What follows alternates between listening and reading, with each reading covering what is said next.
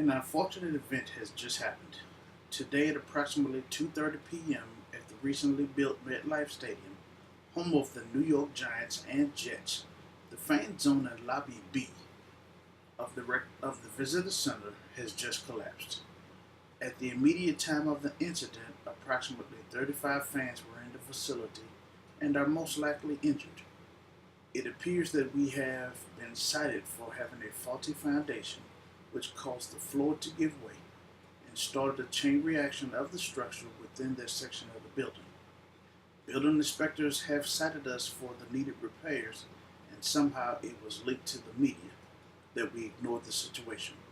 As a result of us not repairing the building structure, we now have a crisis. We will now present an initial briefing to the company leadership. This briefing will detail the synopsis and the plan to recover any damages to the reputation of the company and the building. During this announcement or this meeting, it will be determined if any litigation measures exist that would preclude us from making the announcement to the public. The crisis team will have to lay out a crisis plan. A layout of who is responsible for what role and responsibility has been established in the meeting of the organization. During a crisis time is not a good time to figure out what their roles and responsibilities are. The crisis management team is as follows. Chief Executive Officer, who is the person who represents the owners and the organization. The crisis manager is the person in charge. They will manage the team and make the decisions based on the chief executive officer and the owner's proposals. The crisis coordinator ensures everyone is coping with the crisis and stays focused and clear on their responsibilities while making sure that they stay alert and ready to assist personnel when needed. Public Relations Department has the responsibility to deal with the incident in the media. The Community Relations Department or Director will act on behalf of the organization to assist and maintain a good relationship with the community. After all, the department is one of the reasons why the community has such a great partnership with the franchise.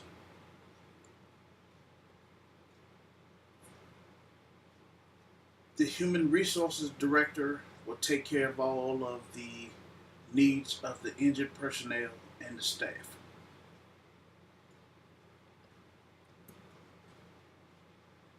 The record keeper is responsible to record the events as they happen. Then they will provide an accurate account of the incident that takes place as it develops and a follow-on report as required. Lastly is the spokesperson. They will conduct the interviews and make the statements to the public on behalf of the organization. They will do this by means of traditional media, television, and radio. The initial statement will be made as soon as possible, directly right after the initial meeting has concluded and the leadership has consulted their lawyers to ensure that a statement can be made without any legal findings.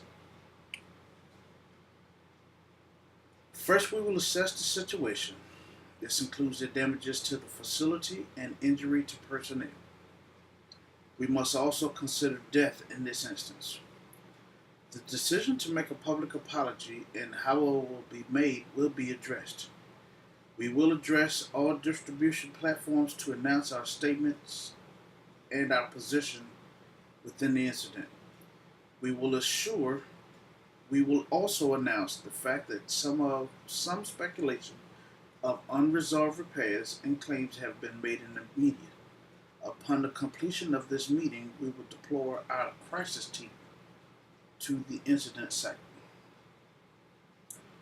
The decision to make and address the public on the initial reports to get ahead of the story in the media is made by the owner and the CEO. The decision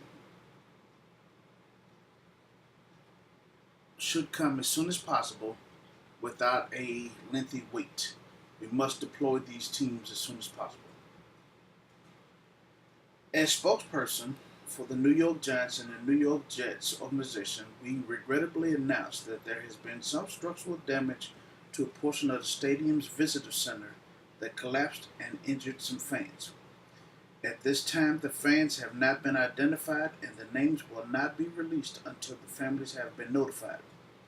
As for reports of sighting by building inspectors and work we ignored or didn't repair, that will call for an investigation into those allegations.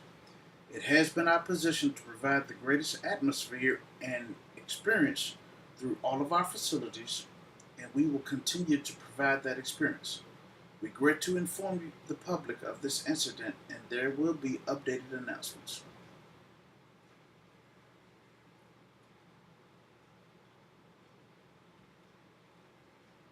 The PR department must issue statements via Twitter, Facebook, and other social media platforms, and on the official website as a minimum. The statement given will reflect that statement given on traditional media in a much shorter version. We regrettably announce that structural damage to a portion of the stadium's visitor center has collapsed and injured some fans.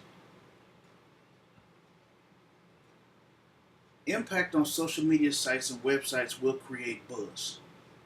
People will have comments on every platform visited.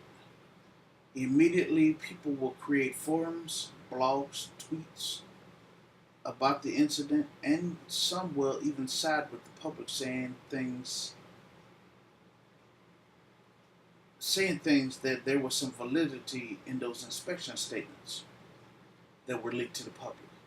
The PR department will have to be ready to release updates to the situation that will keep the people informed to ensure that the public believes there is nothing being hidden. Obviously, this is how situations linger in the media.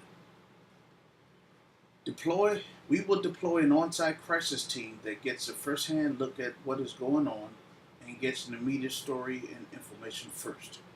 Immediately, they will report back to the organizational leadership so that they can move forward with the legal side of the incident. This would include decisions with the insurance companies of the organization. The organization must act swiftly to get ahead of a crisis. Based on situational awareness and initial reports of the incident, decisions have to be made that affect the outcome of the incident. Lawyers have to be involved to ensure that no litigation will come about throughout the incident, that is, from the standpoint of message delivery to the public. I am sure that injury cases will develop from injuries sustained by those that were inside the building structure itself. The crisis staff must act quickly. Indecisiveness at this point will cause or delay action. The more time wasted during the event will give a negative feel in the public's eye and will hurt the reputation of the organization. Being truthful about the incident will prevent lingering effects, which can also damage a credible reputation. The goal is to address the needs of everyone involved quickly and return to normal daily functions. Social, mobile, traditional media can assist in the delivery of the message, but only if used effectively as a tool. It can definitely work against you in a crisis, but if the public get their versions of the story out first, and then the organization is playing catch up to write the story.